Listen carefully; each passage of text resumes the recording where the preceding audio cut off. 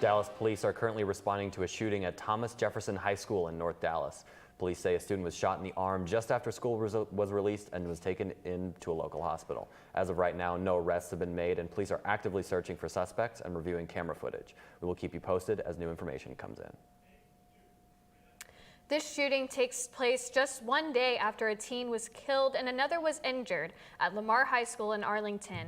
The 15-year-old suspect has been arrested and faces a capital murder charge. In a hearing today, the judge ruled the juvenile will remain in custody, and another hearing will take place in 10 days.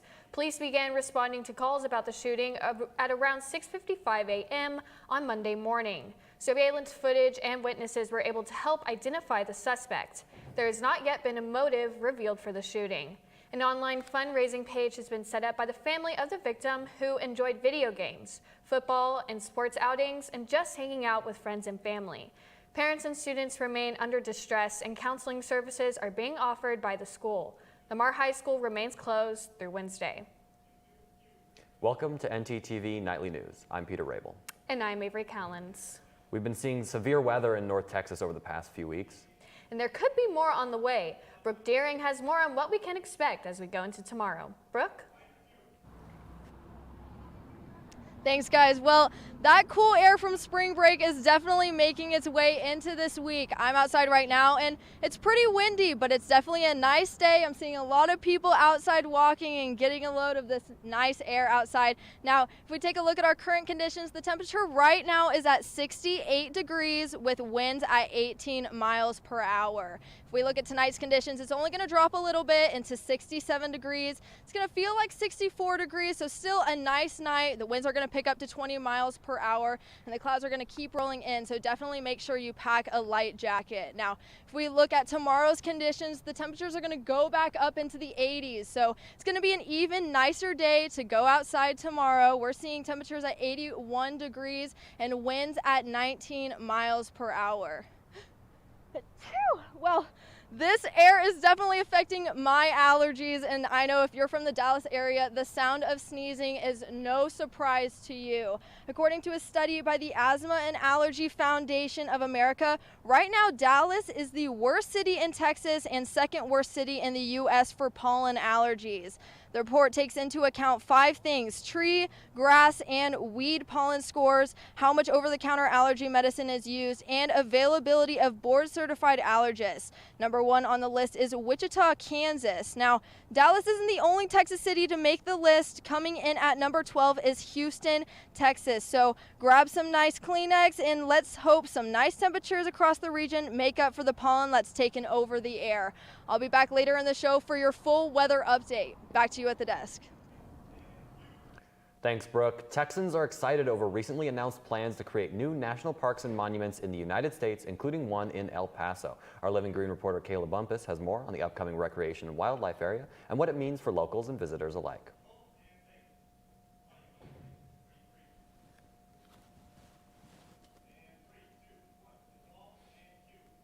President Biden is creating 2 national monuments at Kastner Range in El Paso, Texas, and at Avi Kwame in southern Nevada.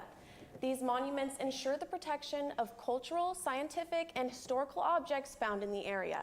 Kastner Range was a weapon training facility in the 1920s and will now honor U.S. veterans who served there. It will also protect 514,000 acres of public lands and the endangered species that live there. The creation of these monuments has been long in the making and will be vital to the recovery of the landscapes it holds. Stay green, Denton. Thanks, Kayla. A federal pandemic program that paid for school meals is now over, meaning some of those schools are struggling to pay for school lunches. Inflation is also forcing many cafeterias to raise prices on meals they serve. Some schools, like the Meade School District in South Dakota, are turning to donations with their increasing lunch debts. Unfortunately, the school nutrition program is not keeping pace with inflation. According to the district's food services director, she says lunch participation dropped roughly 20% in her area, which means all students are not getting enough to eat at home. But this is just one part of the issue. Across the nation, a new study shows that there has been a 25% increase in food insecurity in America just this past year. The result is a growing pressure on food banks and other community resources set up to help people get food. ntTV's Maya Nicholson is at Denton's Our Daily Bread with more. Maya?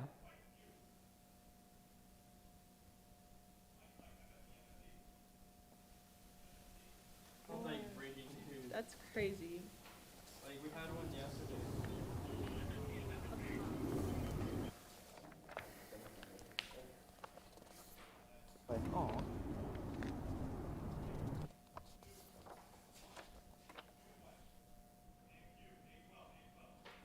Thanks, Maya. There are many resources available to those in the North Texas area who are combating food insecurity. We now go to our live reporter, Sebastian Nava, to find out more about a resource available right here on the UNT campus. Thanks, Avery. The UNT Food Pantry, located here at the Diamond Eagle Student Resource Center in the back of Crumley Hall, is a valuable resource to students who are facing food insecurity here at UNT. The Food Pantry is a collaboration with Kroger that has served over 20,000 students since it opened back in 2015. The pantry is also financed by various donations and features various student organizations and campus departments volunteering to work the pantry. The visits to the pantry have nearly doubled from 5,700 students in the 2021 to 2022 academic year to over 10,000 visits so far this academic year. If you need to contact the UNT Food Pantry, call 940-369-8303 or go to the Food Pantry's website at studentaffairs.unt.edu/foodpantry. And that's all I have from out here at Crumley Hall. Back to y'all at the desk. Thanks, Sebastian. Find out how UNT and TWU are helping students vote in the upcoming election. And stay to see how you will be affected by the weather this week.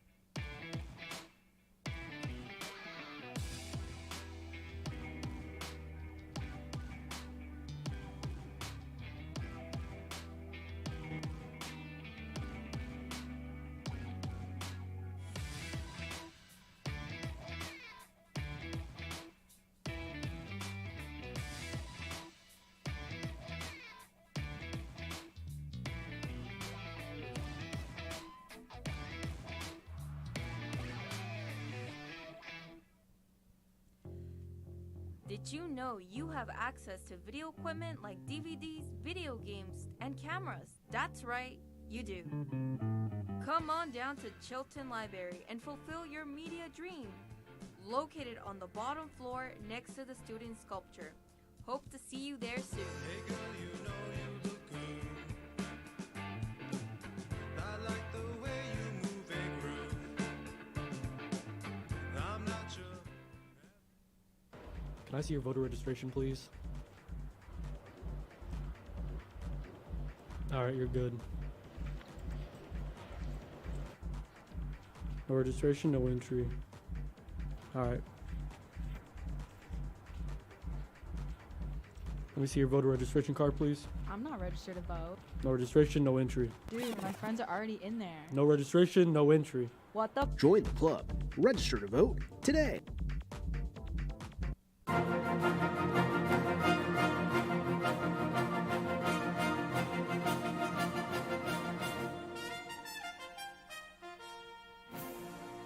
Yesterday marked the start of UNT Student Government Association Campaign Week. This week will be full of events where candidates will get the opportunity to speak to students on campus about current issues at the university and how they plan to address them.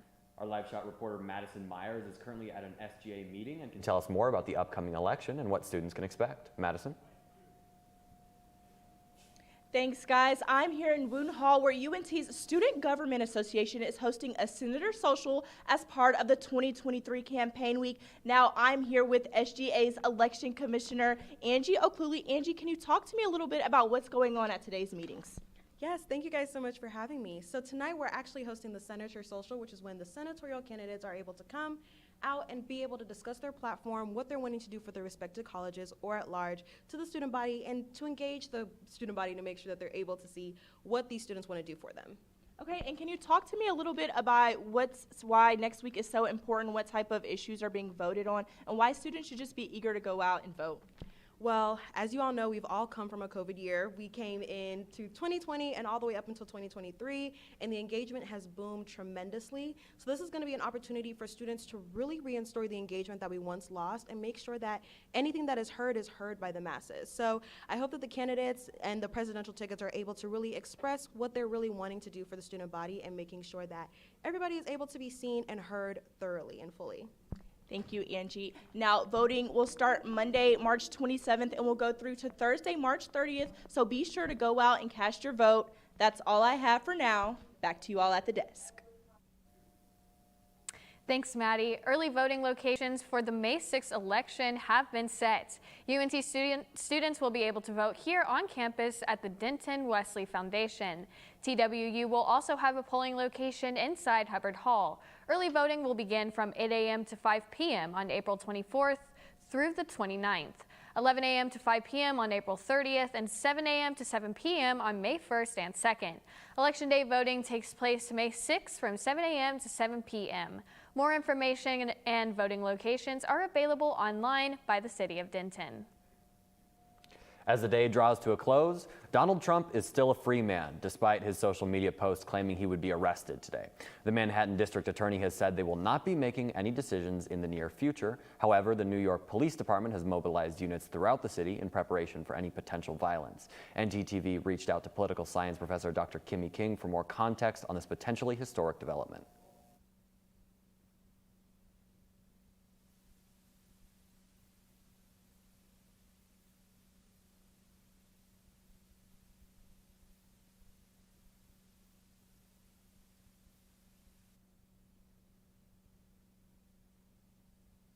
President Vladimir Putin. Over the weekend, the International Criminal Court issued an arrest warrant for Putin, alleging war crimes related to the separation of Ukrainian children from their families during the ongoing Russia-Ukraine conflict.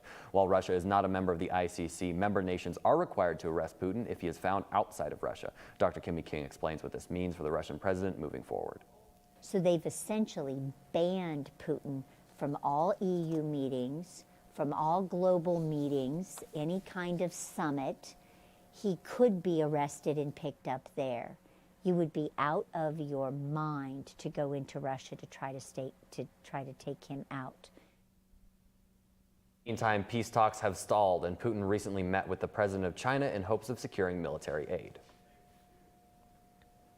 This morning has been pretty chilly, but I was glad to see it warm up for this afternoon. I just wish we could have some consistency during these spring months. It would be nice if we could finally have some spring weather that feels like spring weather.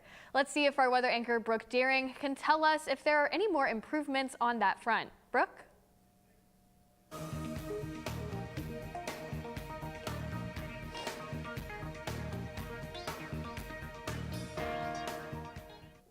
Temperatures are all over the place right now. We're seeing conditions such as rain, wind, sun, anything you can think of, we're seeing that this week. If we look at the temperatures right now across North Texas, I'm seeing a lot of the warmer temperatures in the northwest and dropping in the east with degrees in the 50s to the 80s. I'm seeing 60s in Denton, Gainesville, McKinney, and Dallas. And then it gets a little warmer in Graham at 80 degrees and then definitely cooler in Paris at 57. Now, if we look at our regional map, I'm seeing temperatures in the 60s to the 80s with Oklahoma City and Austin in the 60s, and then the 70s in Amarillo, El Paso, and Houston. If we look at our 7-day forecast, we're going to see some rain on Thursday and Friday with isolated thunderstorms on Thursday, a high of 78 and a low of 63. And then we're going to start to see some sun that Saturday with a high of 73 and a low of 50. Now,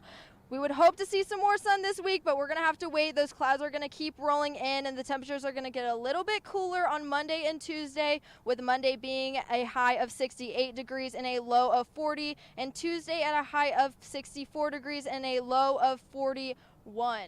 That's all I have for weather. Back to you at the desk. Thanks, Brooke. A shocking new study shows a discovery that is truly buzzworthy. It tells the bees are not only capable of problem solving, but also teaching other bees the same skills. Jeremy Roth has today's Take a Look at This. Watch bumblebees solve a puzzle by watching other bumblebees solve a puzzle. A new study from Queen Mary University of London set out to show that bumblebees, like humans, are capable of socially learned behavior.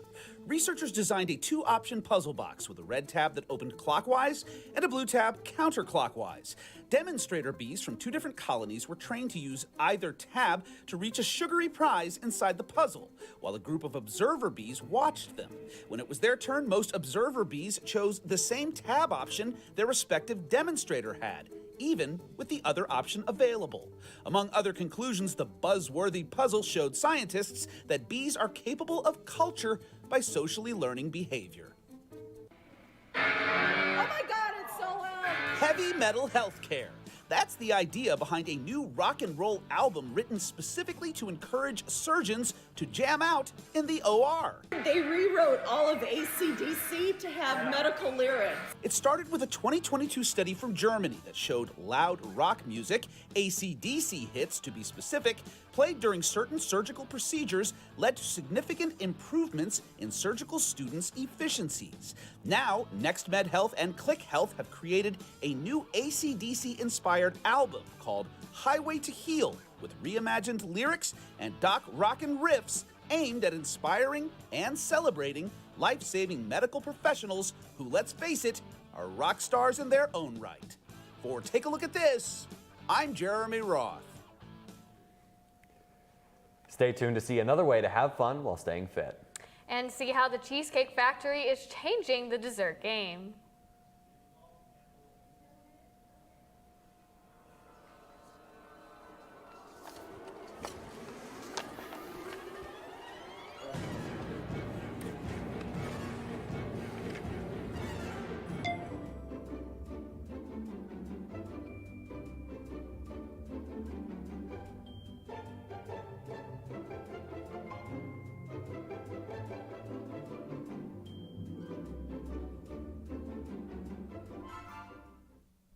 Has the weight of stress and anxiety ever felt too heavy to overcome? Wish there was a safe place to confide in? Wish granted. At UNT, we offer counseling and testing services to students located on the 3rd floor of Chestnut Hall.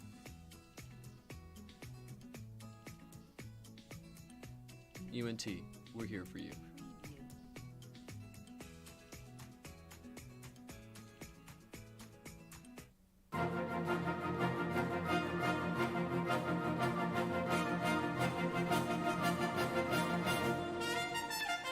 Nearly 2 years ago, UNT committed to making the school buildings easily accessible for all students. And for some students, that means information in Braille. Today, that effort continues, but as ntTV's Gabby Carden shows us, actually making the information available is more complicated than you might think.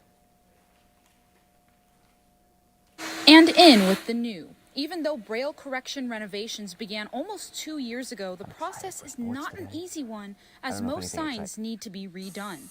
First, material is cut for uniform slab pieces. They are then laid on a cutting platform in a 4x5 pattern, meaning only 20 signs can be made at a time. A digital program is then used to translate letters and numbers into Braille.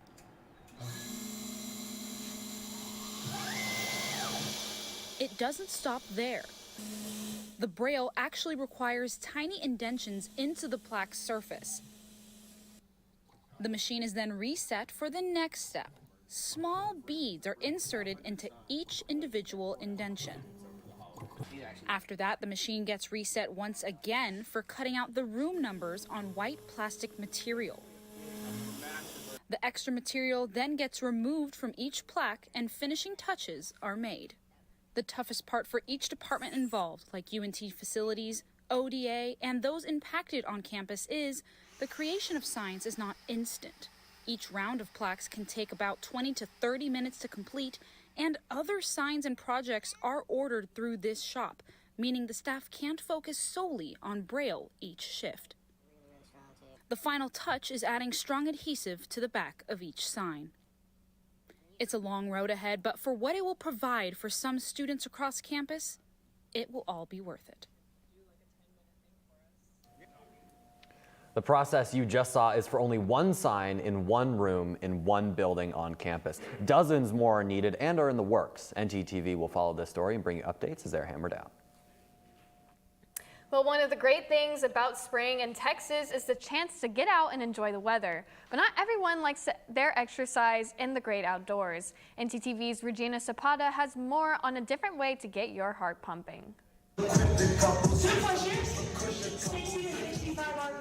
I got into spin and fitness about 2 years ago, and ever since I fell in love with Spinga and the program, and I just love how it hits all three pillars of fitness all in one. Spinga is family. Rejuvenation of the day for you. I want to say amazing. I was encouraging, like now you see everybody out and everybody's just like, yeah, keep going, and you're like, yes. So we pump each other up, and that's great. The three benefits for sure, you're hitting all three pillars of fitness. So you have your cardio the first 20 minutes on the bike, then we go into strength, building up your muscles over on the rep floor, and then you finish with flexibility and yoga. And so you really hit all three pillars that you need. Then just getting to know everybody else and how friendly everybody is, how, great, welcoming every day, everybody's encouraging for you to do better. And, it's actually been great. You don't really find that in a lot of places. Most people just kind of mind themselves or hardly say hi. Oh no, you come here and it's, hey, hi, good morning. Where you been? How are you? It just really puts a smile on my face when people come in and they thoroughly enjoy the workout or the music. It just puts a smile on my face. I think I might have to try that out. It looks like a good way to get your energy out. It does look like fun, but you know what? I've been looking for more ways to get pumped up. Do we have anything for that? Peter, are you kidding me? There's so many things going on right now. That's why I'm here for sports. The sports is having so many things going on right now, but I think what you should be pumped up the most for is what UNT is doing on the big stage right now. I'll tell you more about what's going on tonight when we return.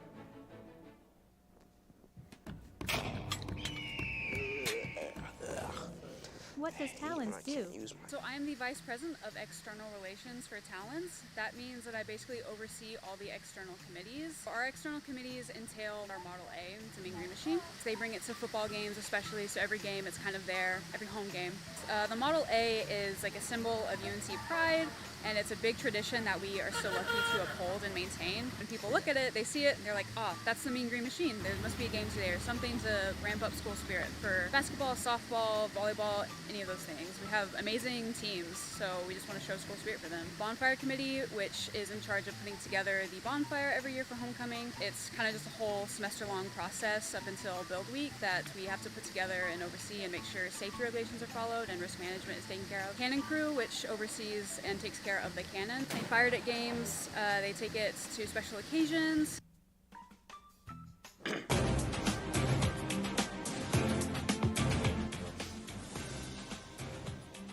Not only can sports fans enjoy March Madness, but tonight, baseball fans can witness the USA baseball team try to defend their World Baseball Classic title in the final tonight against Japan. There are 2 players on the 30-man roster from right here in the DFW Metroplex that you can cheer on for yourself. 2-time All-Star pitcher Ryan Presley from the Houston Astros is one of the Dallas natives competing in tonight's final. He is an alum of Flower Mound Marcus High School and is a member of America's baseball team for the first time in his career. Bobby Witt Jr., one of the younger players on the team, is a third baseman from the Kansas City Royals, where he was drafted 2nd overall in the 2019 MLB draft. He graduated from Carleyville Heritage High School and is the youngest Royals player ever to hit a home run in his first 2 games. You can watch those 2 and the rest of Team USA in the World Baseball Classic final tonight at 7 p.m. on FS1. Turning our eyes back to the basketball court, head coach Jay Lee Mitchell will no longer be coaching the UNT women's basketball team next season. After 8 seasons, the basketball team announced her decision to depart yesterday afternoon via social media. With not only a legacy as the program's all-time leading scorer, Mitchell leaves UNT with a 111-127 overall record. She also helped UNT achieve a 2019 Women's Basketball Invitational runner-up finish and a WNIT berth in 2022.